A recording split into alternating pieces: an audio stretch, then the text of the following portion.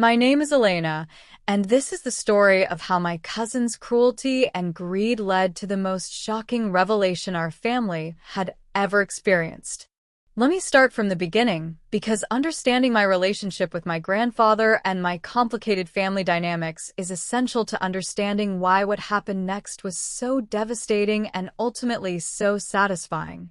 My grandfather, Roberto Delacroix, was the kind of man who commanded respect just by walking into a room.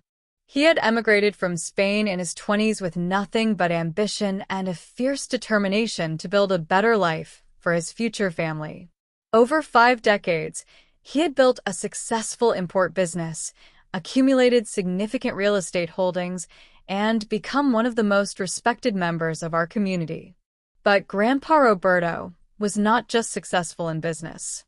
He was the emotional anchor of our entire extended family, the person who hosted every holiday gathering, who remembered every birthday and graduation, who offered wisdom and support whenever anyone needed it. He had this way of making each person feel like they were his favorite, like their problems mattered to him personally. I was not technically his biological granddaughter, and that fact would eventually become the weapon my cousin used to try to destroy me. My mother, Carmen, was Roberto's daughter from his first marriage. When I was 3 years old, my biological father abandoned us, leaving my mom to raise me alone while struggling to make ends meet. We moved in with Grandpa Roberto, and he immediately stepped into the role of father figure that I desperately needed. From the time I was 3 until I graduated from college, Roberto was more than my grandfather. He was my dad, my mentor, and my closest friend. He taught me to speak Spanish, shared stories about our family's history, and attended every important event in my life. When my mom remarried when I was 10, my stepfather was kind, but Roberto remained the most important male figure in my life. He taught me about business and finance, encouraged my entrepreneurial dreams, and co-signed my first loan when I wanted to start my marketing company. Roberto officially adopted me when I was 16, making me legally his daughter. He said he wanted there to be no question about my place in the family, that I deserved to carry the Delacroix name and have all the rights that came with it.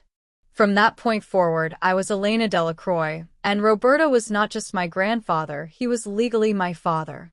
But the rest of the family, particularly my cousin Miguel, never seemed to fully accept this transformation. Miguel was Roberto's grandson through his son Carlos, Roberto's child from his second marriage. Miguel was 2 years older than me, and from the time we were children, there had always been an undercurrent of competition and resentment between us. Miguel seemed to believe that because he was a biological Delacroix male, he was somehow more entitled to Roberto's attention, affection, and eventually his inheritance. He would make little comments about how I was lucky Roberto felt sorry for me, how I should be grateful for the charity I had received, how blood was thicker than water. Roberto never tolerated this behavior when he witnessed it. He would firmly remind Miguel that family was about love and loyalty, not just genetics, and that I was as much a Delacroix as anyone else in the room. But Miguel's resentment seemed to grow stronger rather than weaker over the years. As adults, Miguel and I maintained a polite but strained relationship. We saw each other at family gatherings, exchanged pleasantries, and avoided any topics that might lead to conflict. But I always felt the underlying tension, the sense that Miguel was just waiting for an opportunity to put me in what he considered my proper place. That opportunity came when Roberto was diagnosed with Alzheimer's disease at age 78. The diagnosis was devastating for all of us, but particularly for me since Roberto and I had maintained such a close relationship throughout my adult life. We spoke almost every day. He was actively involved in my business, and he had been my primary source of guidance and support for 25 years. Watching this brilliant, dignified man gradually lose his memory was heartbreaking. But what made it worse was seeing how differently family members responded to his condition. I immediately rearranged my work schedule to spend more time with Roberto, helping him maintain his routines and working with his doctors to ensure he received the best care. My mom and stepfather were equally devoted, visiting regularly and helping with medical appointments. Miguel, however, seemed to view Roberto's illness primarily as an inconvenience. He would visit occasionally, usually when others were present, but showed little interest in Roberto's well-being. Instead, he seemed focused on business matters, asking pointed questions about Roberto's properties and investments. About 6 months after Roberto's diagnosis, Miguel started making comments about how Roberto could no longer manage his own affairs and needed someone responsible to take control of his business and financial decisions. He suggested that as Roberto's oldest biological grandson, he was the logical choice to assume power of attorney and manage Roberto's estate. This was where things got complicated, because Roberto had actually executed a comprehensive estate plan years earlier, when he was in perfect mental health. He had named me as his primary beneficiary and given me power of attorney to handle his affairs if he ever became incapacitated. Roberto had made these decisions when I was 25 and had just successfully launched my marketing company. He told me that he trusted my judgment, my business acumen, and my dedication to his welfare more than he trusted anyone else in the family.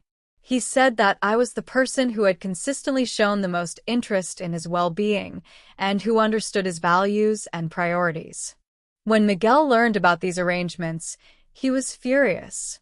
He accused Roberto of having been manipulated by me while his judgment was impaired by early-stage dementia.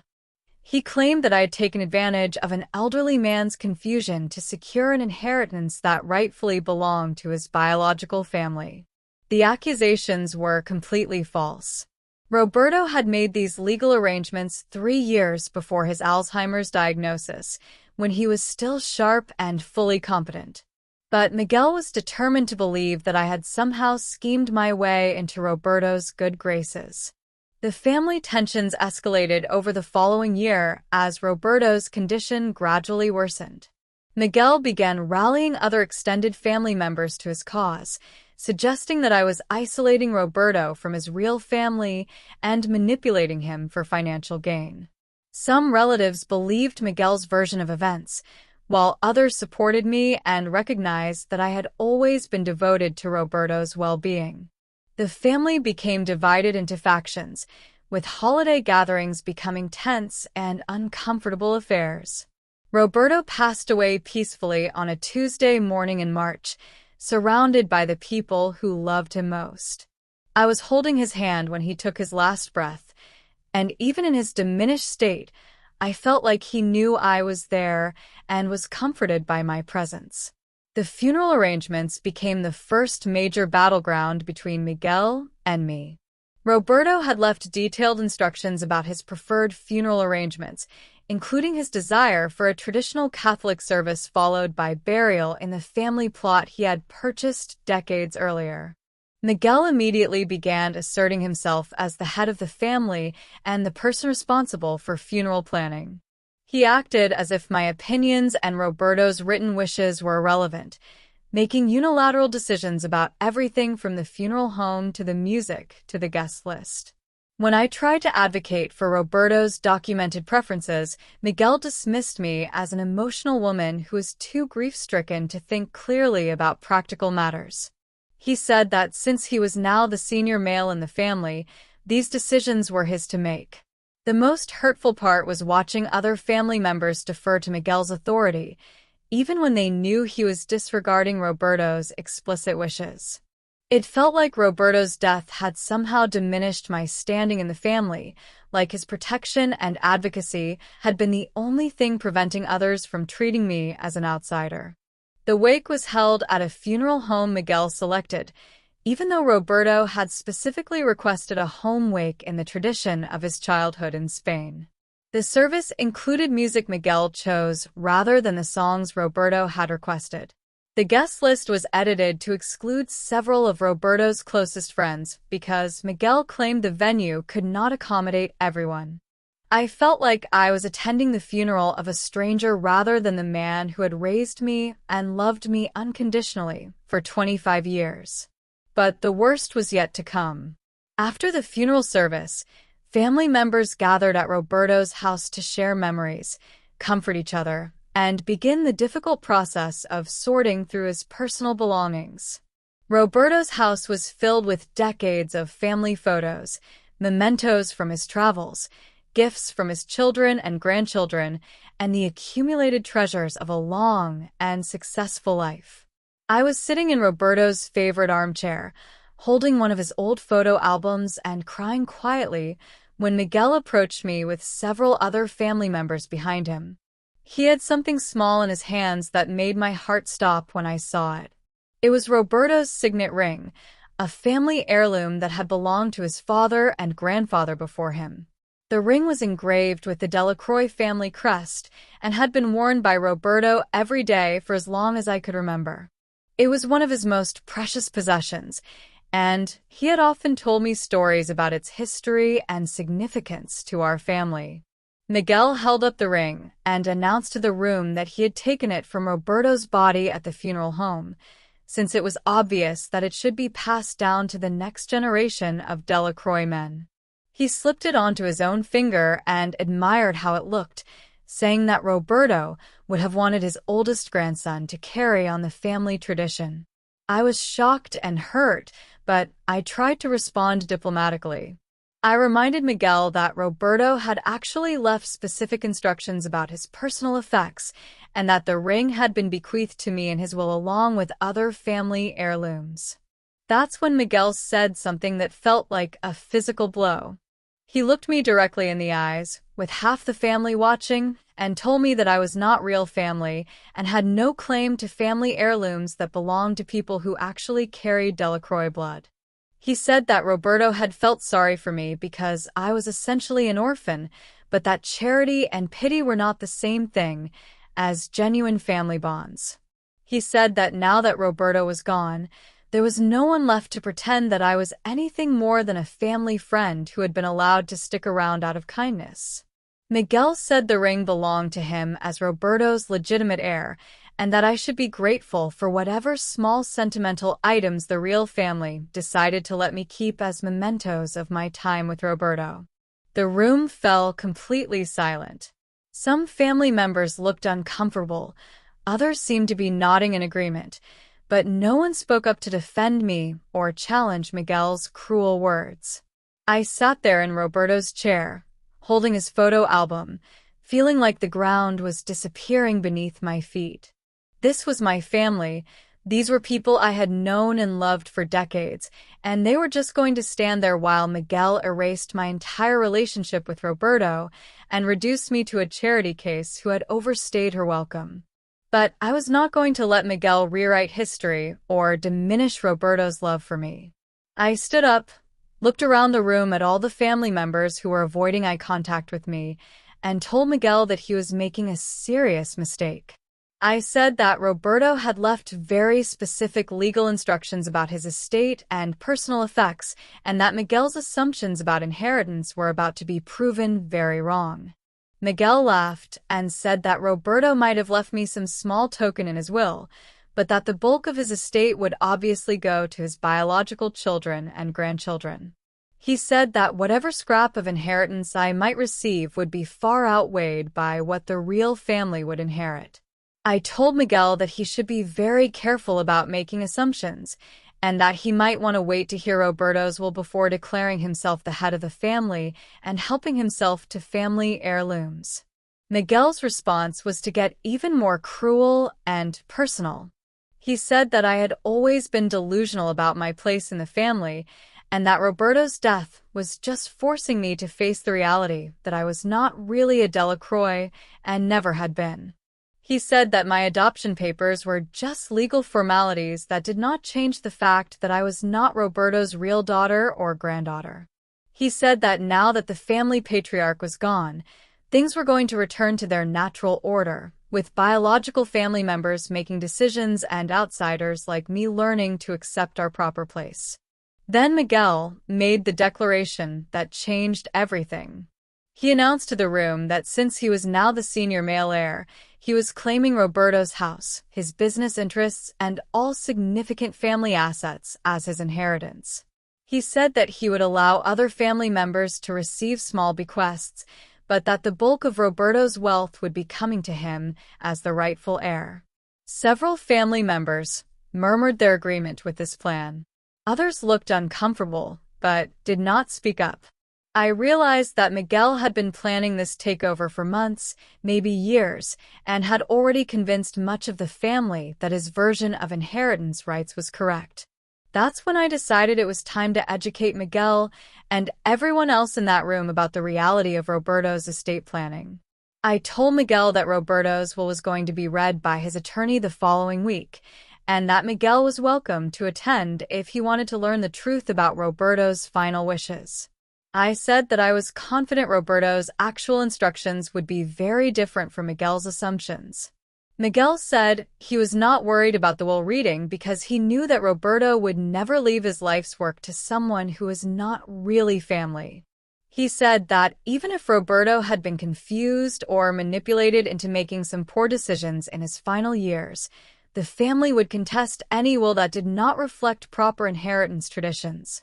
I could see that Miguel was absolutely convinced he was about to inherit the bulk of Roberto's estate, and that he had no idea what Roberto's will actually contained. The anticipation of his shock when he learned the truth was almost enough to sustain me through the pain of his cruelty. But first, I had to endure another week of Miguel's behavior as the self-appointed head of the family. Over the next 7 days, Miguel acted as if he already owned Roberto's house and business.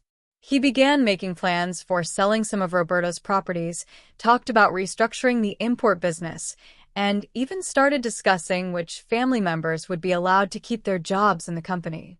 He continued wearing Roberto's ring and made several comments about how natural it felt to step into Roberto's role as family patriarch. He scheduled meetings with Roberto's business partners and accountants, presenting himself as the new owner and decision-maker.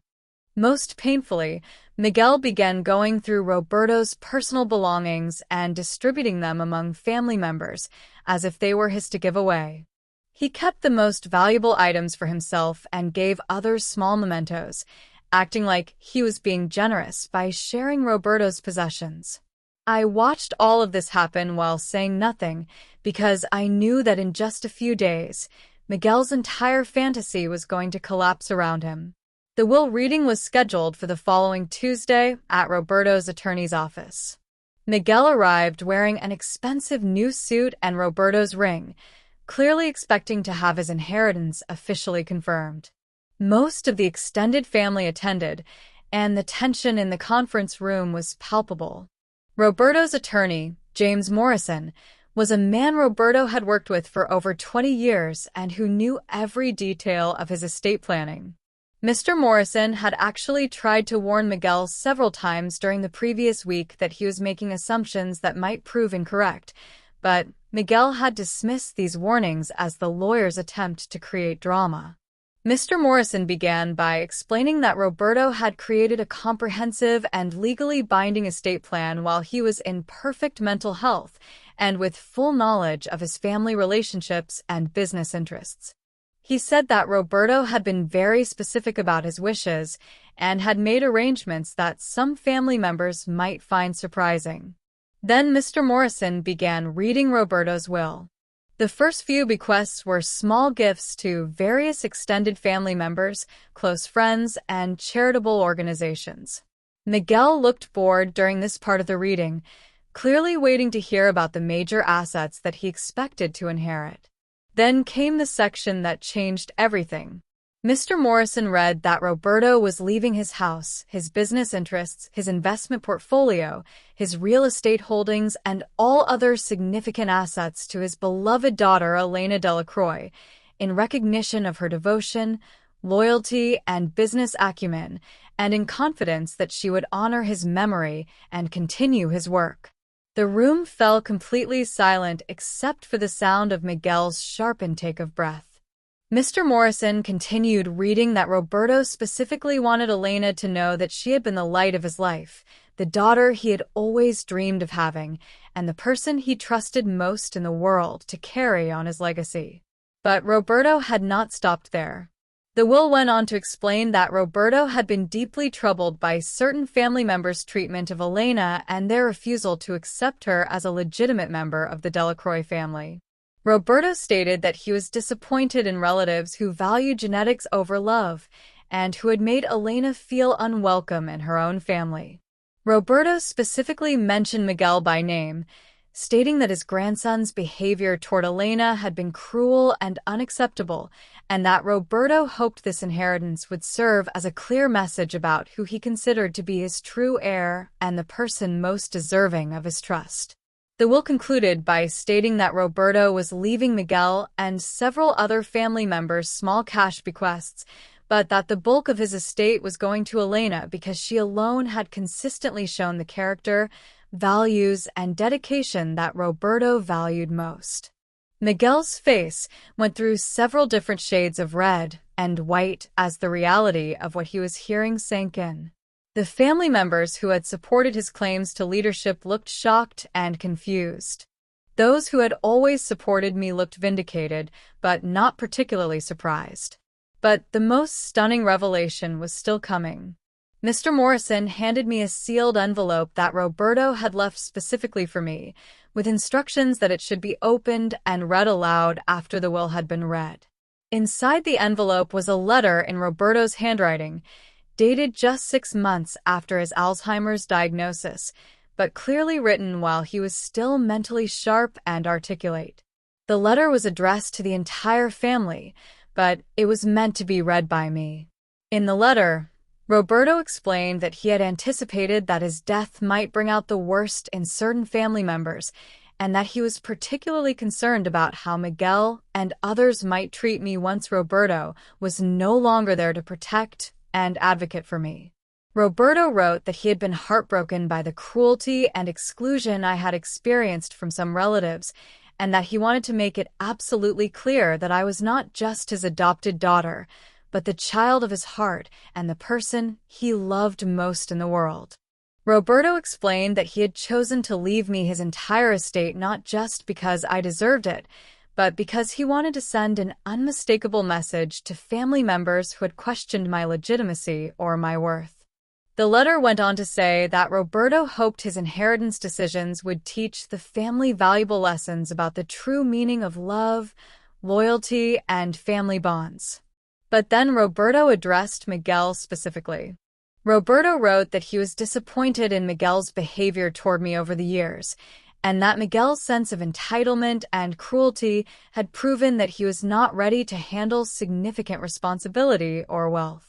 Roberto stated that he hoped Miguel would use this experience to reflect on his values and his treatment of others, and that perhaps someday Miguel might earn forgiveness and acceptance back into the family.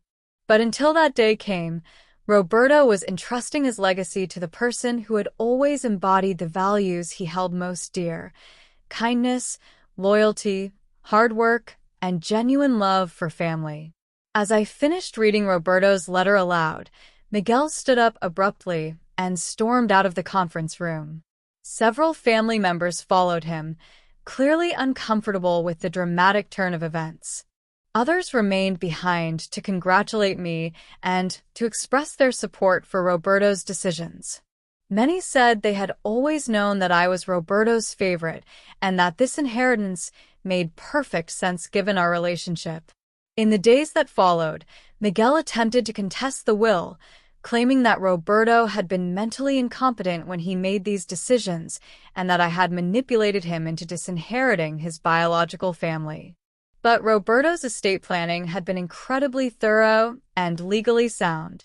The will had been executed years before his Alzheimer's diagnosis, had been witnessed by multiple independent parties, and had been reviewed and updated several times to ensure it reflected Roberto's consistent wishes. Mr. Morrison was able to demonstrate that Roberto had been very deliberate and thoughtful in his estate planning, and that all of his decisions had been made while he was in perfect mental health and with full understanding of their implications. Miguel's legal challenge was dismissed within a few months, and I officially inherited everything Roberto had left me. But more importantly than the money or property, I inherited the validation of Roberto's love and the public acknowledgement of my place in the family that Miguel had tried so hard to deny.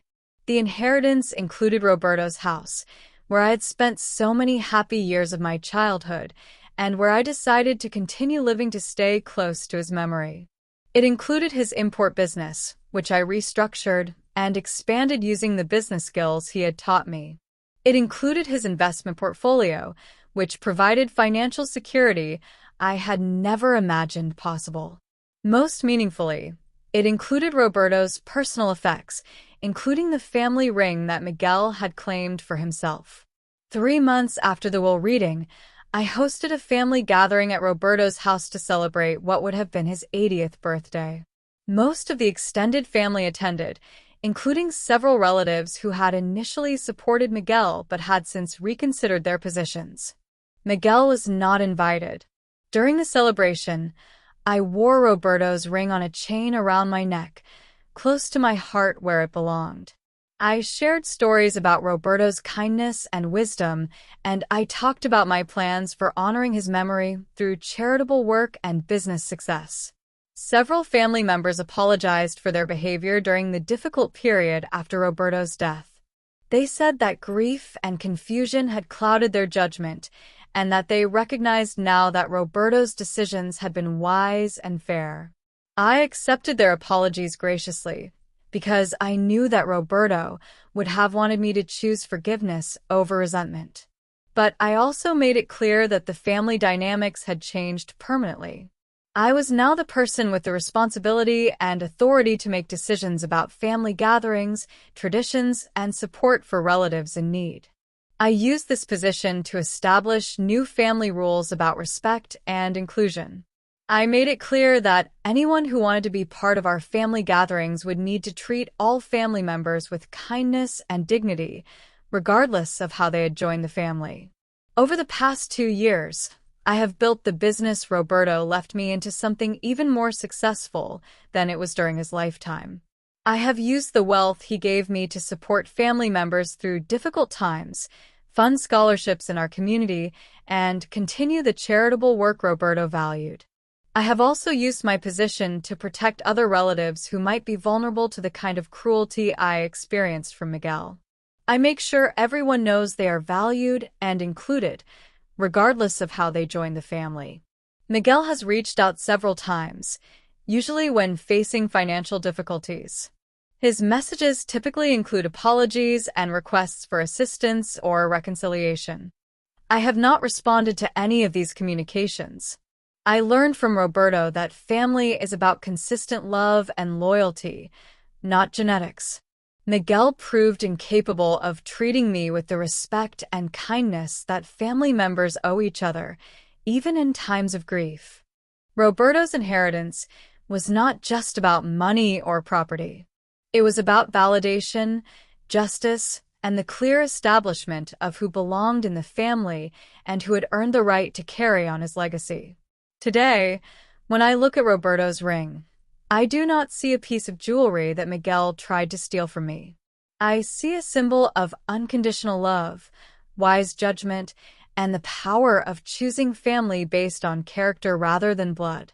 I see proof that sometimes the people who love us most can protect us even after they are gone, if they plan carefully and leave clear evidence of their true feelings. Most importantly, I see evidence that love and loyalty will always triumph over cruelty and entitlement, even when it takes time for justice to reveal itself. Roberto taught me that real family is built on love, respect, and mutual support. Miguel failed all of these tests, and Roberto's will was simply the formal recognition of what had been true for years. If you're dealing with family members who question your worth or your place in the family, remember that their opinions say more about their character than about your value. Do not let anyone convince you that you do not belong or that you are not worthy of love and respect.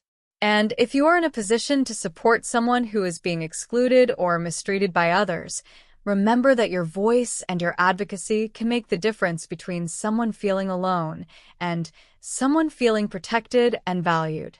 Family is not about genetics. It is about choice, commitment, and unconditional love.